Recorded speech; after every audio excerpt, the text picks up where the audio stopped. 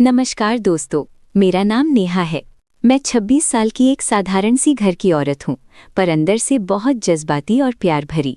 Figure मेरा 28-34 के आसपास, गोरा रंग, बाल लंबे काले जो रात को खुलने पर पीठ तक लटक जाते हैं। लोग कहते हैं मेरी आंखें बड़ी बड़ी काजल वाली और लिप्स थोड़े फुल हैं। मेरी शादी को 5 साल हो चुके हैं राहुल के साथ। राहुल मेरे पति हैं। वो एक प्राइवेट बैंक में मैनेजर हैं। सुबह जल्दी निकल जाते हैं और रात को बहुत देर से आते हैं। हमारे घर में सिर्फ हम 3 लोग हैं, मैं, राहुल और उनका छोटा भाई विक्की। विक्की 22 साल का है, कॉलेज में बीकॉम फाइनल ईयर में पढ़ता है। वो लंबा चौड़ा गोरा रंग, जिम की वजह से शोल्डर्स वाइड और बॉडी टाइट है। जब वो हंसता है तो उसके गाल पर एक छोटा सा डिम्पल पड़ता है जो देखकर दिल हल्का सा हो जाता है। विक्की हमेशा मुझे भाभी कहते हुए बहुत प्यार और इज्जत देता है, पर जब मैं सुबह साड़ी पहनती हूँ तो मेरी कमर पतली दिखती है। कभी कभी उसकी नज़रें मुझ पर ठहर जाती हैं, जैसे कुछ गहरा सोच रहा हो। मैं खुद सोचती हूँ कि अभी भी जवानी है शरीर में, जो शादी के 5 साल बाद भी कम नहीं हुई। एक दिन सुबह राहुल ऑफिस निकल गए थे।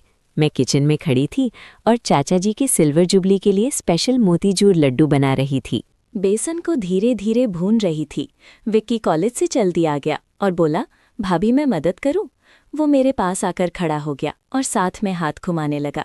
उसने मुस्कुराते हुए कहा, भाभी आपके हाथ बहुत नरम है। हम दोनों हंसते हुए लड्डू बना रहे थे।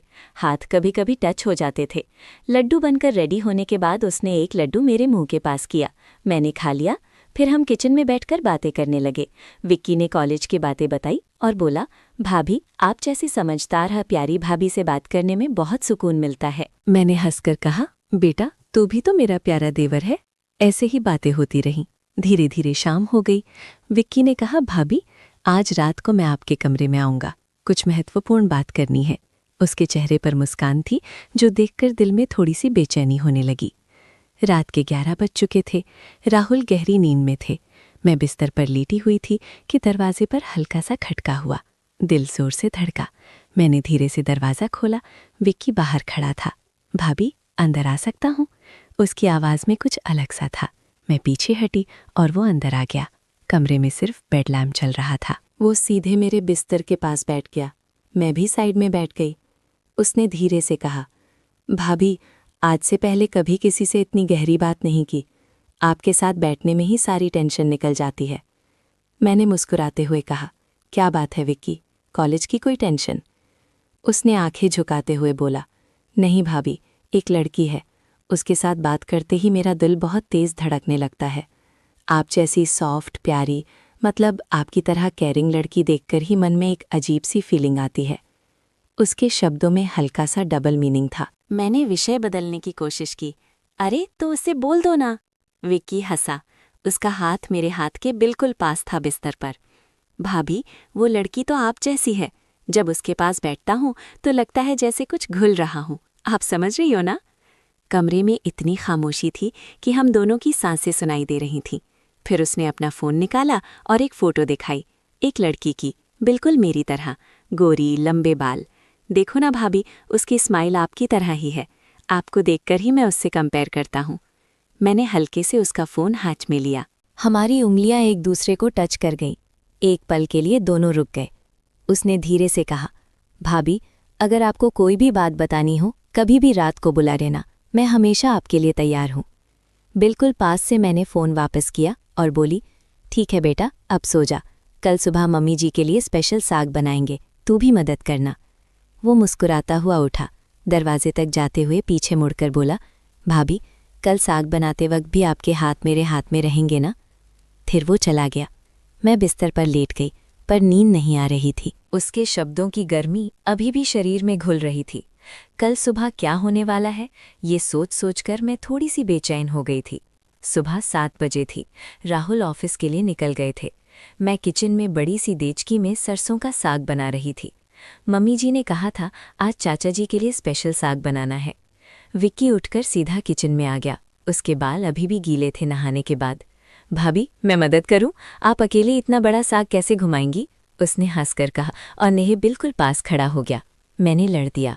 वो मेरे पीछे से हाथ डालकर घुमाने लगा। देखी गरम थी, साग अंदर तक उबल रहा था। उसके हाथ मेरे हाथ पर थे, गहराई तक मिक्स कर रहे थे। उसने धीरे से कहा, भाभी, ये साग जैसे आपकी जिंदगी है, ऊपर से हरी भरी, अंदर से इतनी गहरी और गरम। आपको देखकर ही दिल को सुकून मिलता है। मैंने शर्माकर कहा, तू भी ना बस मदद कर ले। पर उसका बदन मेरे पीछे से बिल्कुल टच हो रहा था जब वो जोर से लड़ घुमा रहा था। फिर उसने और कहा, भाभी, कल रात की बात याद है ना, वो लड़की? उसके साथ बात करने के लिए मुझे आपकी मदद चाहिए। आप जैसी मैच्योर औरत से बात करके ही मैं सीख सकता हूँ कि लड़कियों को क्या पसंद आता है। उसके शब्दों में वो बात थी जो दिल को तड़पा देती है। मैंने विषय बदला, साग देख चलना जाए। साग बनाते बनाते हम दोनों की बातें चलती रहीं। कभी वो मेरा पल्लू साइड करता, कभी हाथ साफ करने के लिए मेरा हाथ पकड़ लेता। हर टच में एक अजीब सी करंट सी दौड़ जाती।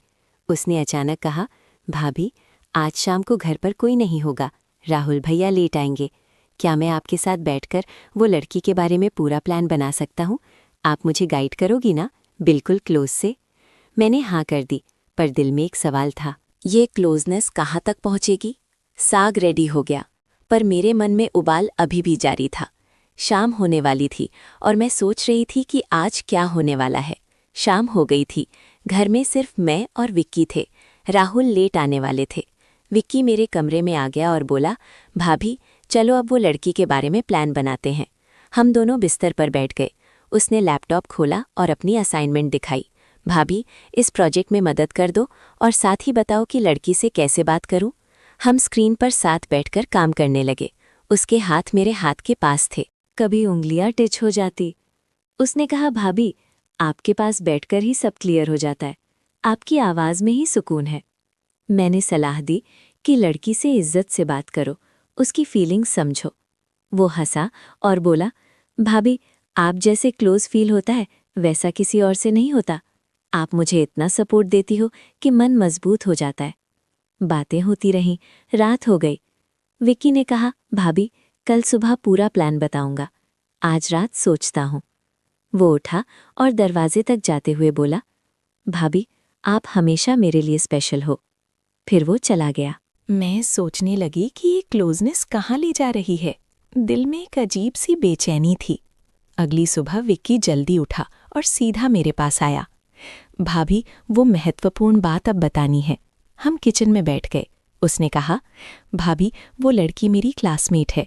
मैं उसे प्रपोज करना चाहता हूँ, लेकिन परिवार को कैसे मनाऊं? पिछले कुछ दिनों से मैं आपसे इतना क्लोज इसलिए था क्योंकि आपकी तरह कोई समझदार और प्यारी औरत मुझे कॉन्फिडेंस देती है। मैं एग्जाम में फेल होने वाला था। आपने रात रात भर बैठकर मुझे पढ़ाया, सपोर्ट दिया। अब मैं पास हो गया और जॉब भी लग गई।